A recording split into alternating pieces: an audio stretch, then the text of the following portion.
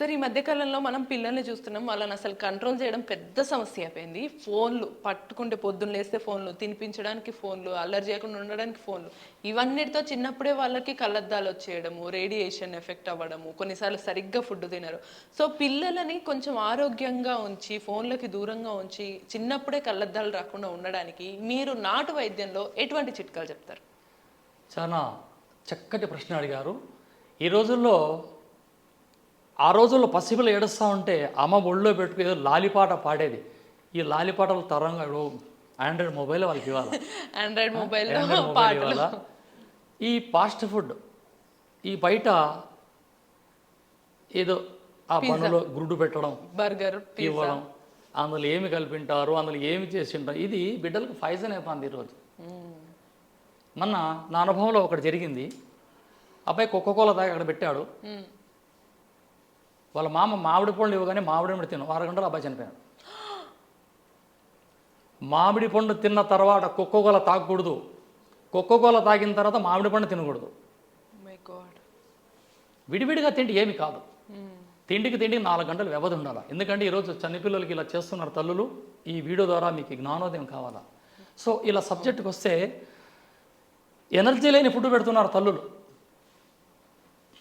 12 గంటకి పండుకోవడం, ఒక పక్క పిల్లలు, ఒక పక్క భర్త, ఈమె, ఒక్కొక్కరికి ఒక్కొక్క ఫోన్. ఆ రోజుల్లో 8, 9 అయిందంటే తలుపు గడి పెడుతున్నారు యువకులు. ఈరోజు 1 గంటనే గడి పెట్టరు, దేనికంటే ఆండ్రాయిడ్ వచ్చేసింది కదా. దీనివల్ల ఈ పిల్లల జీవితం నాశనం అవుతుంది. ఆ కళ్ళు రెటీనే దెబ్బతిని ఇట్లా చెప్పుకుంటూ పోతే మనం ఎన్నో చెప్పుకోవచ్చు, కానీ మనకి పరిష్కారం కావాలా. వీటి కోసం ఏం చేయాలి మనం? నానేసి పొట్టు తీసిన బాదాం పప్పు 100 గ్రాములు తీసుకోవాలా. నానేసి పొట్టు తీసిన ఎండిన బాదాం పప్పు 100 గ్రాములు, 100 గ్రాములు కండ చక్కెర అండ్ మిసిరి, 100 గ్రాముల సోంపు, 3 విడివిడిగా పౌడర్ చేయండి, ఒక కంటైనర్లో భద్రపరచండి. ఇది నెలకు ఒకసారి తయారు చేసుకోవాలా. 3 నెలలకి 4 నెలలు చేసుకోండి ఎక్స్పెక్టెడ్. గాజు కంటైనర్లో భద్రపరచాలా, ప్లాస్టిక్ డబ్బాలో పెట్టకూడదు, ఫ్రిడ్జ్లో పెట్టకూడదు. ఉదయం లేవగానే 1 స్పూన్ అలా పాలలో కలిపి ఇవ్వండి. 10 రోజుల్లో అద్భుతమైన రిజల్ట్. 3 నెలల్లో మీరు వాడండి, కళ్ళజోడు తీసేస్తారు. ఇది వాస్తవం. బాదము నానబెట్టి మొలకెత్తి మొలక అనేది వస్తుంది, మొలకెత్తింది కాదండి. నానేసిన బాదం 100 గ్రాములు, ఎండిన తర్వాత 100 గ్రాములు, బాదం 100 గ్రాములు, సోంపు 100 గ్రాములు, సోంపు 100 గ్రాములు, నేరుగా కండ చక్కెర 100 గ్రాములు, 3 విడివిడిగా పౌడర్ చేసి ఒక డబ్బాలో భద్రపరచండి. ఆ మూడింటిని మళ్ళీ పొద్దున్నే పాలలో, గోరువెచ్చని పాలల్లో కలిపేసుకొని అందరూ తాగండి. ఒకవేళ డయాబెటీస్ గలవానికి ఈ ప్రాబ్లం ఉంటే తాటి బెల్లం కలపండి. అద్భుతంగా పనిచేస్తుందండి కంటికి. ఇది సూపర్గా పనిచేస్తుంది. నేరుగా పాలల్లో ఈ 3 కలిపితే చప్పగా ఉందని కొంత బెల్లం కానీ పంచదార వేసుకోవచ్చా సార్? పంచదార వేయకూడదమ్మా, ఇక్కడ కలకండ కలపండి. పంచదార అనే దాంట్లో విషపూరితమైన సల్ఫర్ కలుస్తుంది. సల్ఫర్ అంటే గంధక రసాయనం. సో ఇక్కడ మనకి క్లియర్ కాషన్ ఏంటంటే రోజులో పంచదారని ఆపండి, బహిష్కరించాలి. ఊర్లోకి రాకూడదు, ఇంట్లోకి రాకూడదు పంచదార. ఆ రోజుల్లో ఎంత బెల్లం కాఫీలు, మాకు మేము రైతులం, పల్లెటూరులో ఎంత బెల్లం తిన్న వాళ్ళమే.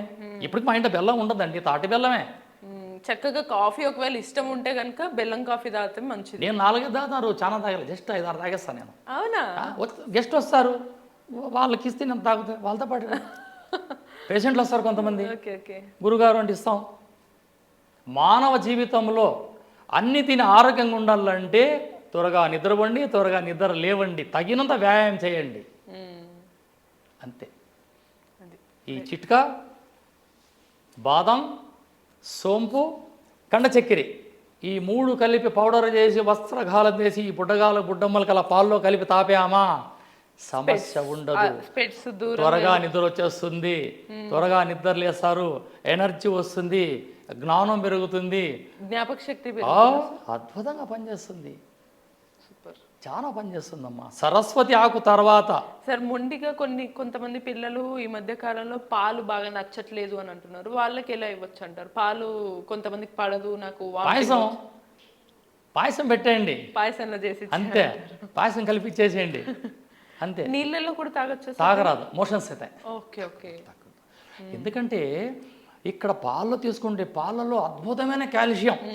ఇక పసిపిల్లడు బొడ్డుగాడు అమ్మ పక్కలో పనుకుంటాడు పిల్లప్పుడు, వానికి అంత బలం వచ్చి వాడు ఆవు అనాలంటే ఎక్కడ బలం వానికి? ఏమి తినడు. తల్లికి ఆహారం పెడతారు, ఆ తల్లి దగ్గర పాలు తాగి బొడ్డోడు కేకలేసేస్తాడు. కాబట్టి తల్లి పాలలో ఉండే కాల్షియం, ఆ తర్వాత ఈ పాలలో ఉండే అద్భుతమైన అమృతం ఎక్కడ లేదు. పంచామృతంలో పాలు పాత్ర చాలా గొప్పది, పాలు మంచివి. సరే, వీటి వల్ల కొంతమంది పిల్లలు అన్ని రకాల ఆహారాలు కూడా తీసుకోరు కదా, తీసుకునే అవకాశం ఉంటుందా? లేతే తీసుకుంటారు. మనం తింటే వాళ్ళు తింటారు.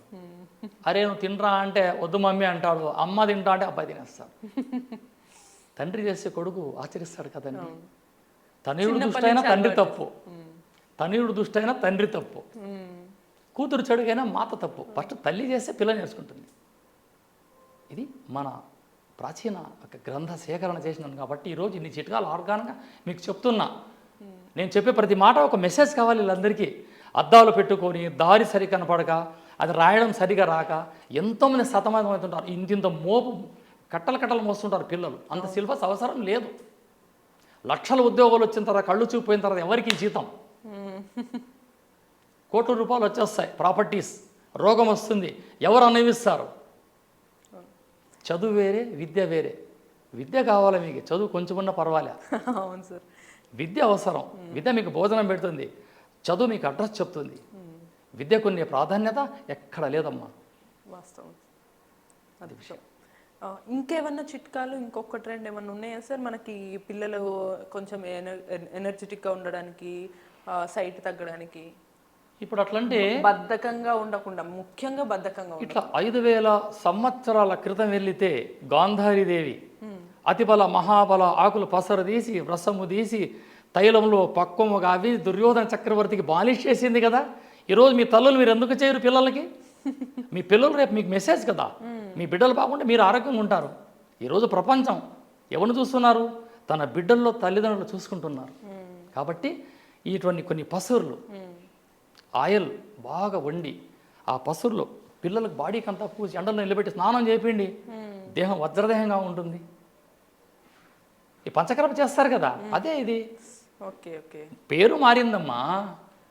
అన్నం ఉంచిన గంజి పారేస్తుంటాం, ఈరోజు సూప్ అయ్యింది, అంతే కదా. కాబట్టి ఈ తైలాలు, తైలమర్ధనం శరీరమునకు వజ్రదేహంబురా అన్నాడు. ఈ తైలం పోయండి పిల్లలకి. కొబ్బరి నూనె పోయండి, ఆముదం పోయండి, నల్ల నువ్వుల నూనె పోయండి, ఎండలో బాగా నిలబెట్టండి. కాల్షియం వస్తుంది, డి విటమిన్ లభిస్తుంది. సూర్యుని వల్ల డి విటమిన్, ఈ నువ్వుల నూనె వల్ల ఐరన్, కాల్షియం. ఇంకంతకన్నా ఆరోగ్యం అంటారమ్మా. చర్మ రోగాలు రావు, స్కిన్ డిసీజ్ రావు. అది వచ్చిందా డిజార్డర్గా మారుతుంది. కాల్షియం బాడీలో ఉంటుంది, ఆర్గానంగా ఉంటారు, గాంభీర్యంగా మాట్లాడతారు, చురుగ్గా ఉంటారు. ఇవన్నీ చేయాలంటే తల్లిదండ్రులు శృతిలో ఉండాలా. వాళ్ళు కరెక్ట్ ఉంటే పిల్లలు కరెక్ట్ ఉంటారు. తండ్రి మొబైల్ తీసుకుంటే భార్య మొబైల్, అమ్మాన పిల్లగాడ మొబైల్, రేడియేషన్, ఆ ఇల్లంతా రేడియేషన్. అది సూపర్ కదా. చూసారు కదా, మన ఇంట్లో ఉండే చిన్న చిన్న ఇంగ్రీడియంట్స్ ఏవైతే ఉంటాయో వాటిని ఎలా వాడాలో మనకు తెలీదు. మహా అయితే ఈ బాదం పప్పులు ఇవి సార్ చెప్పినట్టు మనం స్వీట్స్లో వాడతాము, లేదా ఊరికే నానబెట్టుకొని మనం తినడం వరకే తెలుసు. కానీ ఇలా ఉపయోగిస్తే పిల్లలకున్న సైటు పోతుంది, వాళ్ళు ఎనర్జెటిక్గా మారుతారు, జ్ఞాపక శక్తి పెరుగుతుంది. వయసులో ఉన్న వాళ్ళు కూడా వాడటం చాలా మంచిదే అని చెప్పైతే నాకు సార్ చెప్తున్నారు. ఇటువంటి మరిన్ని చిట్కాల కోసం మళ్ళీ కలుద్దాం.